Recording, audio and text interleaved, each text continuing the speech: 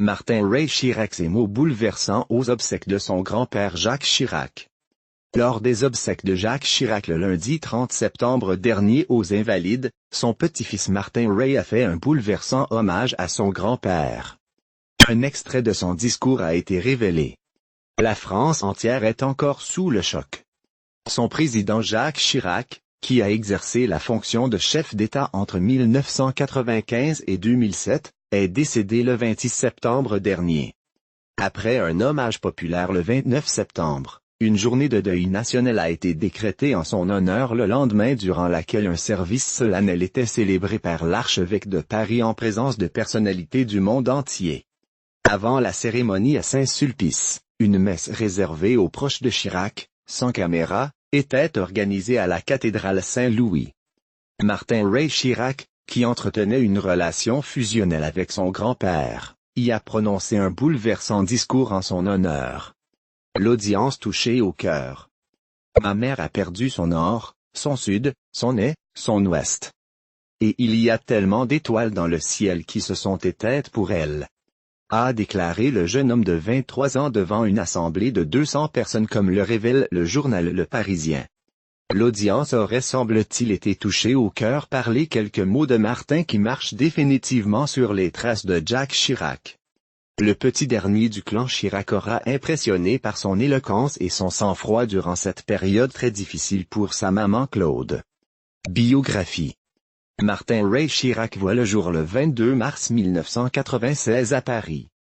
Il vient d'une famille très médiatisée puisqu'il est le petit-fils de l'ancien président de la République Jacques Chirac. Martin est le fils de Claude Chirac et du judoka champion olympique Thierry Ray. Il naît seulement un an après l'élection de son grand-père à la tête du pays et fait la une des journaux.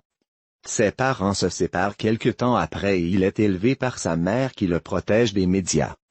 Le jeune garçon suit les traces de son père sportif, il pratique assidûment le jiu-jitsu. Il découvre également le monde de l'art aux côtés de son grand-père et ils partagent tous deux cette passion. Son adolescence se révèle assez compliquée, du fait de ses difficultés en classe. Le jeune homme trouvera notamment du soutien auprès de sa grand-mère de cœur, Lynn Renault, dont il est toujours très proche. Aujourd'hui, Martin Ray Chirac mène une carrière loin de la politique et des projecteurs. Il travaille au sein du service marketing de la société de vente aux enchères Christie S à Paris depuis 2015. Il accepte cependant de prononcer parfois des discours, comme en juin 2016 au musée du Quai Branly, où il vient rendre hommage à son grand-père lors de l'inauguration d'une exposition qui lui est consacrée. Le 26 septembre 2019, son grand-père, Jacques Chirac, meurt à l'âge de 86 ans. Biographie. Jacques Chirac est un homme d'État français, fondateur du Rassemblement pour la République RPR en 1976 et de l'Union pour une majorité présidentielle en 2002. Jacques Chirac naît à Paris, son père est employé de banque et plus tard administrateur d'une filiale de Snecan. Sa famille est originaire de Corrèze, et c'est là qu'il va grandir et suivre sa scolarité élémentaire. Il rejoint Paris afin de poursuivre ses études au lycée. Après avoir obtenu son baccalauréat section mathématiques, il décide sur un coup de tête de s'engager comme matelot. Revenu en France, il va suivre le parcours classique des futurs politiciens. Il intègre en 1951 Sciences Po Paris, une époque où il vendait l'humanité et avait des sympathies communistes. Pendant ses études, il rejoint la Summer School de Harvard, et décide de rester pendant un an aux États-Unis afin de parcourir le pays. En 1954 il est diplômé de l'IE, et la même année réussit le concours de RENA. Il va ensuite effectuer son service militaire et faire la guerre d'Algérie. De retour en France, il reprend ses études à RENA et en sort diplômé en 1959, et débute une carrière de haut fonctionnaire.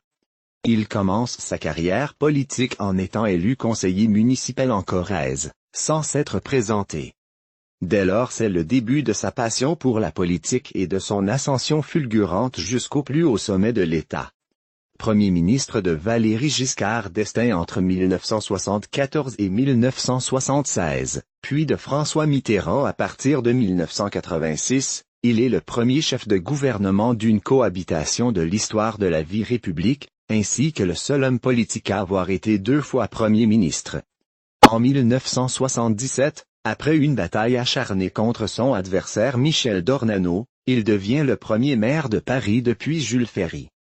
Il occupe cette fonction jusqu'en 1995, date de son élection comme président de la République. Le 17 mai 1995, il devient le 22e président de la République française en battant Lionel Jospin. En 2000 a lieu le référendum qui réduit la durée du mandat présidentiel de 7 ans à 5 ans. En 2002, il se représente et est réélu président de la République en battant Jean-Marie Le Pen, au 2e tour. En 2007, il annonce officiellement qu'il ne brigue pas de 3e mandat et qu'il soutient le candidat Nicolas Sarkozy.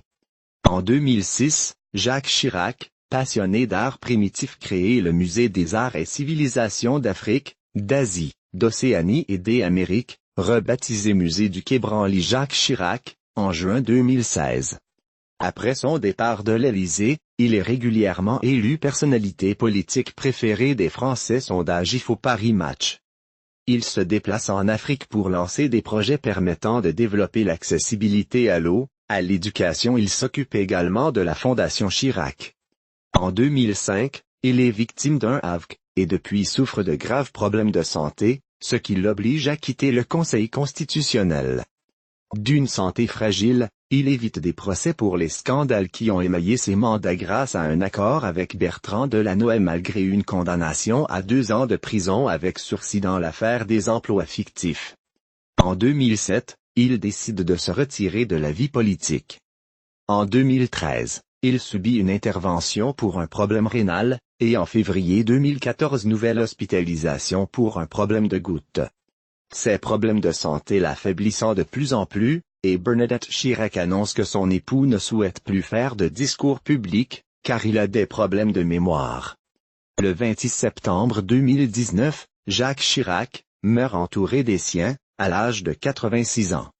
Sa rencontre avec Bernadette Chaudron de Courcelles, sur les bancs de Sciences Po, lui apporte un soutien conséquent dans sa vie politique, grâce à sa famille influente. Ils se fiancent en 1953 et se marient le 16 mars 1956.